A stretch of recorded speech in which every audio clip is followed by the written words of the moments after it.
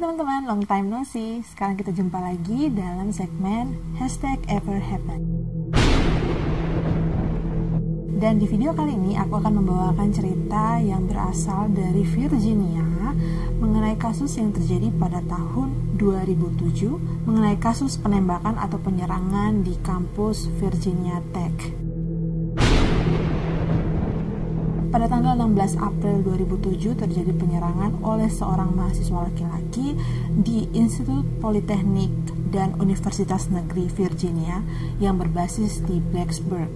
Dalam peristiwa tersebut, 33 orang dinyatakan meninggal, termasuk salah satu di antaranya adalah pelaku itu sendiri. Nah, siapa sih pelakunya? Mungkin dari kalian juga di sini yang menonton sudah pernah mendengar dan mengikuti berita ini. Jadi, kejadian ini sangat ramai dan viral pada tahun 2007. Nah, kita akan membahas mengenai latar belakang Cho dan juga keluarganya di video yang kedua. Jadi, aku akan buatkan video untuk tema penyerangan Virginia Tech ini dalam 2 part, yang dimana video ini aku akan bahas mengenai kronologi, dan di video yang kedua aku akan lebih dalam membahas mengenai latar belakang seorang Seung-Hui Cho dan juga keluarganya dan bagaimana keluarganya hidup setelah peristiwa itu terjadi. Oke, kalau begitu kita langsung ke kronologi peristiwa.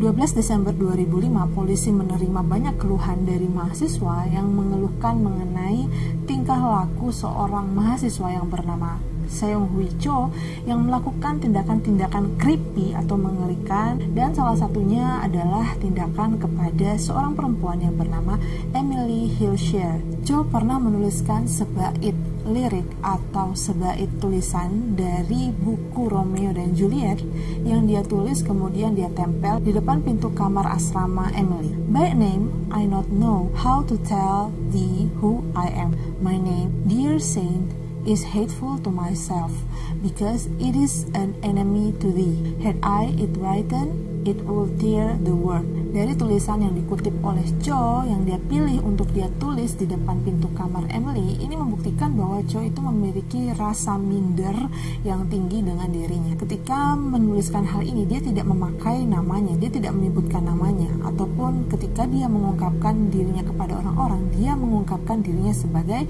tanda tanya, question mark. Jadi terlihat dia itu tidak suka dengan identitasnya, dia tidak suka dengan dirinya. Karena membuat tindakan-tindakan yang cukup creepy dan mengerikan, sehingga polisi pun memberikan peringatan kepada Cho untuk tidak lagi mendekati Emily, kecuali dia mau mendapatkan masalah. Keesokan harinya setelah mendapatkan peringatan dari pihak keamanan, dia pun mengirimkan surat kepada teman sekamarnya yang tersayang. Dia menuliskan sebuah kalimat, yaitu I might as well kill myself. Cho tidak mengira bahwa teman sekamarnya itu bukanlah tipikal teman yang bisa diajak bercanda untuk hal ini, walaupun mungkin dia juga tidak tahu apakah Cho ini benar-benar serius atau hanya bercanda.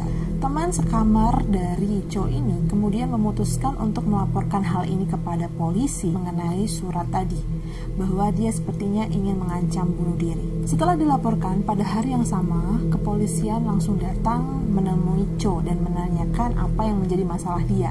Hingga selanjutnya Cho ditahan di kepolisian Virginia Tech untuk menjalani pemeriksaan. Dan setelah menjalani pemeriksaan, diketahui bahwa Cho itu ternyata mengidap penyakit mental. Dan ketika menjalani rangkaian pemeriksaan, dia tidak memiliki tanda-tanda yang memang kelihatan ingin menyakiti dirinya ataupun menyakiti orang lain. Jadi dianggapnya bahwa mungkin tulisan tadi itu hanya sekedar untuk iseng-iseng anak muda, dia tidak memiliki indikasi yang dapat membahayakan dirinya ataupun membahayakan orang lain.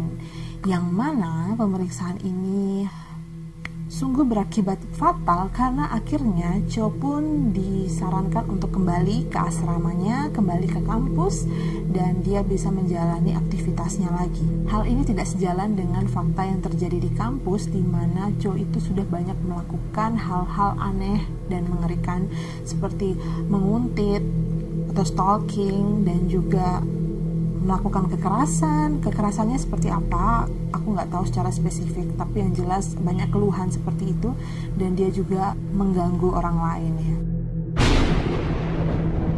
Tanggal 13 Desember 2005, Cho diperintahkan oleh hakim untuk menjalani perawatan jalan mengenai kesehatan mentalnya. Setelah beberapa minggu kemudian, maka benarlah Cho kembali ke kampus dan dia mengikuti sebuah kelas yang dia ambil, yaitu kelas creative writing atau kelas menulis kreatif.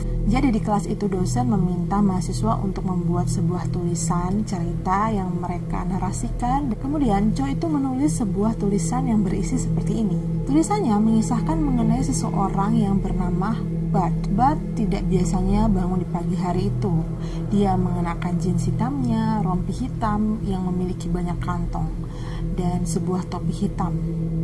Ia juga menggunakan sebuah kacamata gelap dan jaket tipis. Di sekolah, dia mengamati mahasiswa-mahasiswa yang sedang tersenyum dan tertawa satu dengan yang lain. Beberapa mata melihat kepada Bud tetapi tanpa perhatian. Saya benci ini. Saya benci semua kepura-puraan. Saya benci hidupku. Begitulah bagaimana orang-orang akan mati bersamaku. Melihat hal itu, tentu saja dosen Cho merasa tidak nyaman. Dia pun menyuruh Cho untuk tetap tinggal di kelas setelah kelas selesai. Lalu apa yang dilakukan oleh dosen Cho? Dia tentu saja memarahi dan menegur Cho. Dosen itu memarahinya karena tulisan tersebut dan juga begitu kecilnya usaha Cho dalam mengikuti kelasnya. Setelah itu, dosen tersebut pun meninggalkan kelas. Namun kalian tahu apa yang terjadi? Cho mengikuti dosen tersebut dengan tatapan kosong dan juga tanpa diundang. Dia mengikuti langkah dosen tersebut sampai tiba di ruangan dosen itu. Sebenarnya dosen itu tahu nggak sih kalau Cho itu mengikuti dia sampai ke ruangannya? Ya, sebenarnya dia tahu. Cuma dia tidak mau menegur Cho karena berpikir kalau dia menyuruh Cho pergi, maka itu menyatakan bahwa dia takut kepada Cho. Maka dosen tersebut tidak mau menunjukkan bahwa dia takut. Dia pun tetap kuat mental dan tetap berjalan dengan enteng ke ruangannya. Sesampainya di depan ruangannya, dosen itu melihat bahwa Cho berdiri diam dan menatap lurus ke arah dia dari lorong di dekat ruangannya. Dan Cho tidak hanya menatap 1-2 detik, tapi dia menatap dengan diam dan tajam dan hening kepada dosen itu selama beberapa menit. Sampai kemudian dosen tersebut mengatakan kepada Cho seperti ini, "Kau lebih baik membatalkan kelasku." Setelah dosen itu mengatakan hal tersebut, bisa tebak apa reaksi Cho? Yes, lebih buruk dari itu. Dia langsung mendekati dosen tersebut dan berteriak di depan muka dosen itu mengatakan bahwa saya tidak mau membatalkan kelas ini dan betapa ini tidak adil. Dan tentu saja dosennya yang melihat tingkah laku Cho seperti itu langsung mengusir Cho dan mengatakan kepada dia bahwa kamu tidak boleh kembali sampai kamu bisa mengontrol emosimu dengan baik. Ini merupakan titik puncak Cho dan menjadi salah satu kejadian yang tidak menyenangkan yang dialaminya sebelum kejadian penyerangan. Pada tanggal 9 Februari 2007, Cho memesan pistol semi-otomatis yang bertipe Walther P22. Cho membeli pistol-pistol ini secara online dan dia baru bisa mengambil pistol ini selama 30 hari kemudian. Pada hari-hari berikutnya, Cho mempersiapkan semua hal yang dia butuhkan untuk melakukan aksinya pada D-Day. Beberapa hal yang disiapkannya adalah amunisi, lalu membuat sebuah video pengakuan atau manifesto yang akan rencananya dia kirim kepada salah satu stasiun televisi. Pada bulan Maret 2007, Cho membeli lagi pistol yang bertipe Glock 9mm dan 50 butir amunisi dari sebuah toko senjata seharga $71. 1 bulan kemudian, tibalah pada hari D-Day, 16 Maret 2007. Baik, kita akan runut kejadian di hari tersebut, jam demi jam. Pada hari tersebut, teman sekamar Cho yang bernama Joseph Aus mengatakan bahwa Cho bangun di pagi hari seperti biasanya. Namun yang aneh adalah beberapa minggu terakhir belakangan ini, Cho itu bangun lebih awal daripada biasanya. Dan dia bangun pada pukul 05.30 dan mulai mempersiapkan dirinya, menjalani aktivitas paginya, dan ia meninggalkan asrama pada pukul 7 pagi. Pada pagi itu, Emily Hilshel baru saja tiba diantar oleh pacarnya yang kuliah di tempat lain. Emily pun masuk ke asramanya dan menunggu sebelum kelas dimulai. 15 menit kemudian, Cho sudah dengan pistol di tangannya. Dia menuju ke sisi barat dari asrama Ambler dan dia naik ke lantai 4 dan membuka kamar demi kamar satu persatu. Berani banget ya, dia membuka kamar asrama orang, mengecek, nggak tahu siapa yang dia cari. Sampai kemudian dia tiba di kamar Emily. Yang kebetulan kamar Emily tidak terkunci, jadi dia bisa masuk ke dalam secara diam-diam tanpa diketahui Emily. Dan ketika Emily sadar, dia berbalik. Ternyata Cho sudah ada di dekatnya dan Cho langsung menembak Emily dari jarak dekat. Jadi biasanya di asrama itu ada orang-orang yang ditunjuk sebagai asisten penghuni lantai. Mereka bertanggung jawab untuk kenyamanan di lantai-lantai asrama.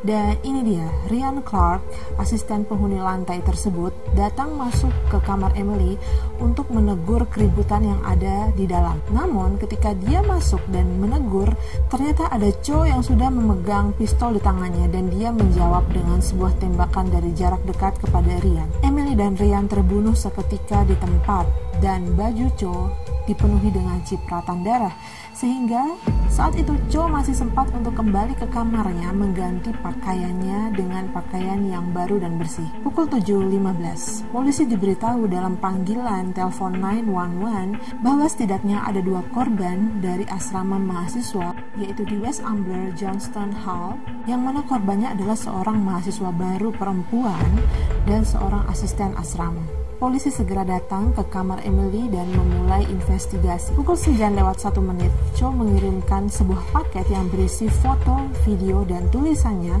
kepada NBC News di New York. Tetapi paket tersebut tidak langsung diterima oleh NBC News karena ada kesalahan penulisan kode pos yang ditulis oleh Cho, sehingga paket itu baru bisa diterima 2 hari kemudian atau pada hari Rabu. Pukul 9.26, sekolah mengirimkan email pernyataan kepada mahasiswa bahwa terjadi penembakan di West Ambler Johnston Hall, yang mana email itu baru tiba setelah beberapa jam dari kejadian, ya kan. Mungkin aku nggak tahu ada prosedur tertentu yang harus dilakukan oleh pihak sekolah sampai mereka mengeluarkan pernyataan email seperti itu. Tapi menurutku itu terlalu lama dan membuat mahasiswa-mahasiswa yang lain yang mungkin tadinya ada di rumah dan sekarang sedang OTW ke kampus, mereka jadi datang ke kampus. Padahal kalau ada penembakan seperti itu, bisa disimpulkan bahwa lingkungan kampus sedang tidak aman. Isi email tersebut menyatakan bahwa polisi berada di tempat kejadian dan sedang menyelidiki. Komunitas universitas didesak untuk berhati-hati. Di awal penyelidikan polisi, mereka mengira bahwa kasus penembakan Emily dan Ryan tadi itu terjadi karena ada permasalahan asmara antara Emily dan pacarnya. Jadi yang dituding menjadi pelaku adalah pacar Emily, yang mana dia itu seperti aku bilang tadi, tidak kuliah di Universitas Negeri Virginia, namun dia kuliah di Universitas Radford. Jadi mereka langsung pergi mencari pacar Emily ini dan menanyai dia. 40 menit kemudian setelah mengirimkan paket untuk NBC News, Cho memasuki Norris Hall yang berada di dalam kawasan Virginia Tech. Mari kita runut apa yang dilakukan oleh Cho ketika dia masuk ke Norris Hall. Dia mulai dari ruangan 206.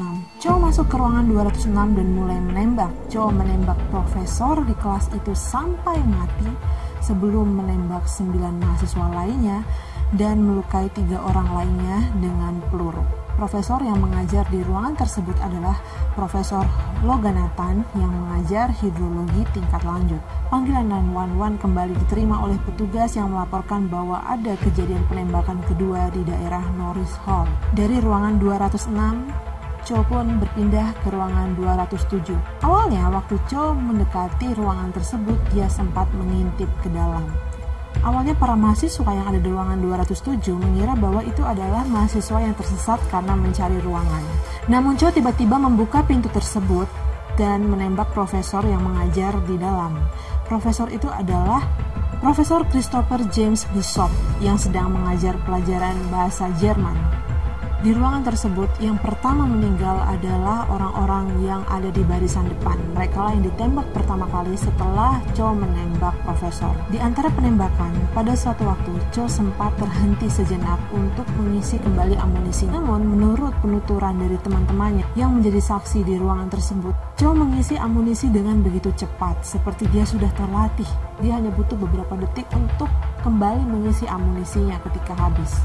Cho tiba-tiba berhenti menembak dan dia beralih ke ruangan 206 yang tadi pertama kali dia datangi untuk kembali menembak orang-orang yang tersisa yang masih hidup di dalam ruangan tersebut. Di saat yang sama, polisi sudah tiba di sekitar gedung Norris Hall, tetapi ada yang menjadi masalah. Kalian kan mungkin berpikir ya, kalau memang mahasiswa-mahasiswa yang tadi itu ada di lantai 2, mereka ada di ruangan yang bersebelahan, harusnya mereka mendengar, mereka tahu ada suara tembakan dan mereka lari keluar dari gedung tersebut, ya kan? Jadi, karena adanya sistem keamanan dan sistem lockdown yang dipunyai oleh kampus ketika terjadi suatu peristiwa, pintu-pintu di dalam kampus itu terkunci dengan sendirinya karena sistem keamanan tersebut. Dan bahkan di beberapa pintu utama, Cho sudah menggembok pintu-pintu tersebut. Polisi pun kesusahan untuk menggerebek dan demikian juga dengan mahasiswa yang ada di dalam ruangan susah untuk keluar. Jadi beberapa di antara mereka ada yang memilih untuk terjun langsung dari lantai 2 untuk menyelamatkan diri. Namun akibatnya ada beberapa di antara mereka yang terjun itu mengalami patah tulang dan juga tentu saja ada risiko ya kan kalau kamu lompat begitu saja dari lantai yang tinggi. Polisi masih terus berusaha untuk masuk ke dalam gedung. Mereka mendobrak, mereka juga akhirnya menembak pintu-pintu yang terkunci itu sampai pintu itu pun terbuka. Kembali lagi ke dalam gedung Norris Hall. Cho yang tadinya berbalik ke kamar 206 akhirnya kembali lagi ke kamar 207 untuk menembak lagi sisa-sisa orang yang masih hidup di sana. Namun orang-orang yang ada di ruangan 207 sudah membarikade atau memblok pintu dengan bangku-bangku yang ada di sana dan mereka sambil menahan bangku-bangku itu supaya pintunya tidak terbuka. Karena merasa dihalangi, Cho pun akhirnya menembak sebanyak 6 kali ke arah pintu dan tembakan itu mengenai 2 siswa yang menahan barikade atau blok tersebut. 2 siswa tersebut terkena tembakan di bagian paha dan ada yang terkena tembakan di bagian tangan. Dari kamar 207 ada 4 orang yang berhasil keluar, sementara yang lainnya meninggal dan luka-luka.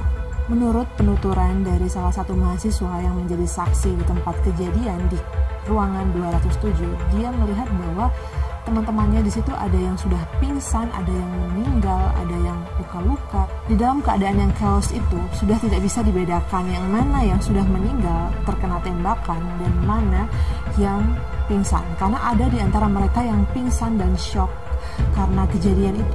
Namun di antara itu semua, di ruangan 207 hanya 4 orang yang berhasil keluar dari ruangan tersebut, sementara yang lainnya meninggal dan luka-luka. Setelah dari kamar 206 yang sempat terhalangi oleh barikade yang dibuat orang-orang yang ada di dalam ruangan tersebut, Cho pun beralih ke ruangan 204. Di ruangan tersebut ada Profesor Liviu Liberescu berumur 76 tahun yang sedang mengajar mekanika. Pelajaran pagi itu sangat terganggu karena ada keributan dari ruangan sebelah.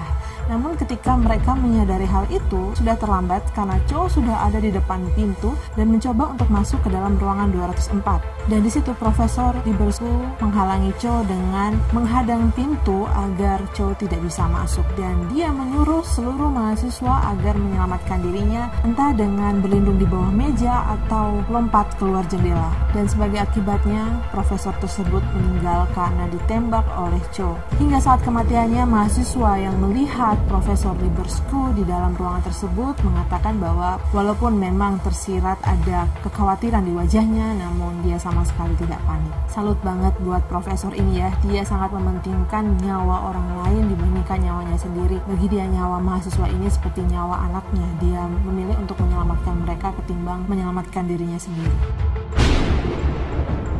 Setelah dari ruangan 204, Cho beralih ke ruangan 211, di mana pagi ini mata kuliah di ruangan itu adalah kuliah bahasa Prancis yang dibawakan oleh Profesor Jocelyn.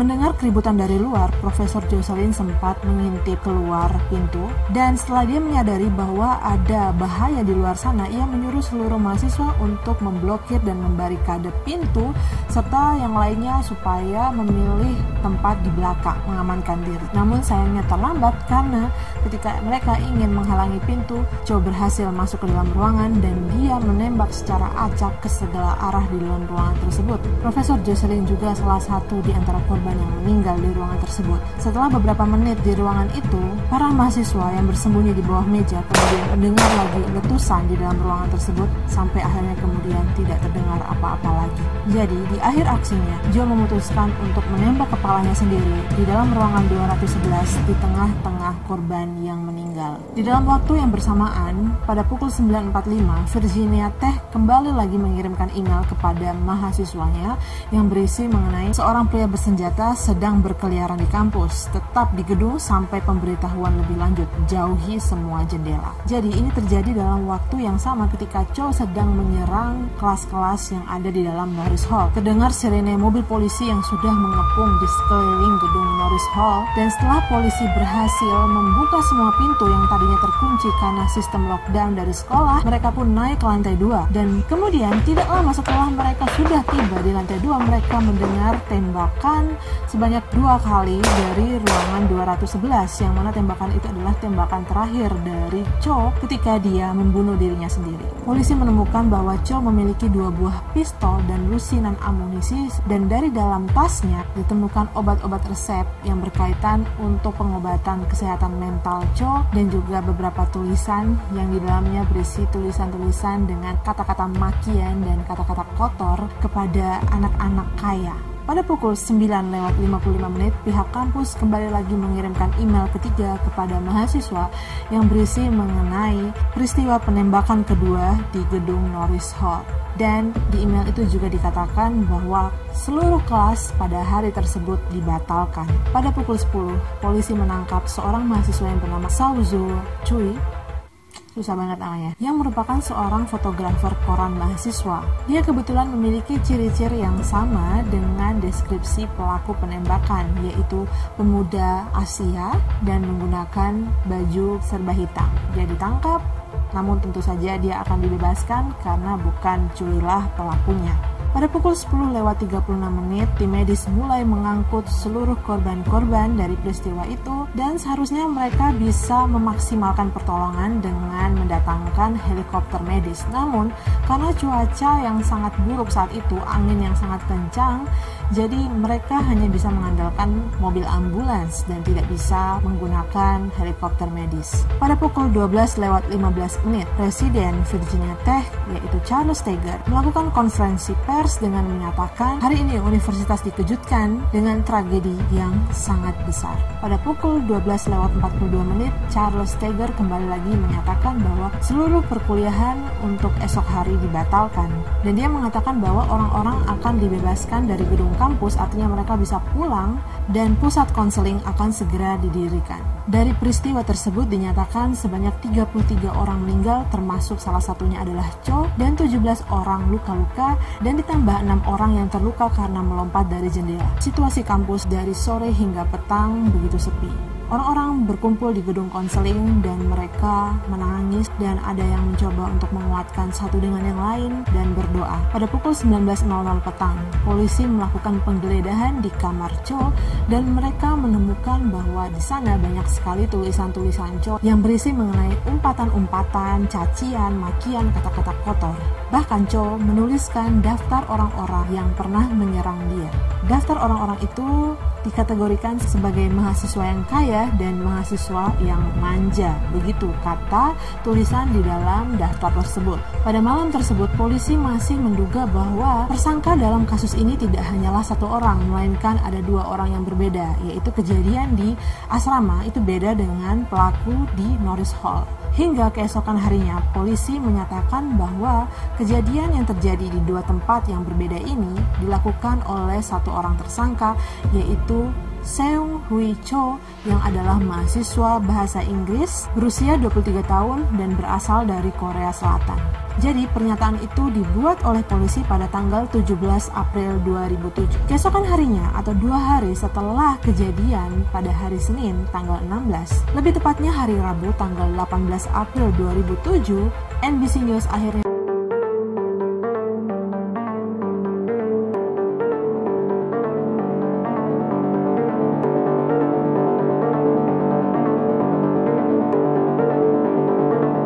ini beberapa sisa videonya. I didn't have to do this.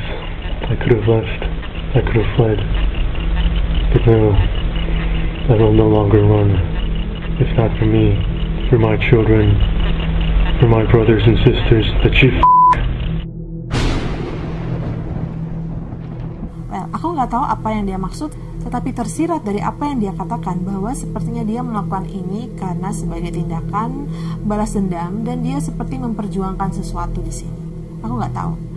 Dia adalah korban bullying atau dia hanya memiliki imajinasi yang berlebihan mengenai dirinya karena hal ini berhubungan dengan apa yang sudah dokter nyatakan, dia menderita penyakit mental. Fakta yang sangat menarik, peristiwa penembakan di Virginia Tech terjadi di bulan yang sama seperti kejadian penembakan yang pernah terjadi di tahun 1999 di sekolah menengah atas Columbia.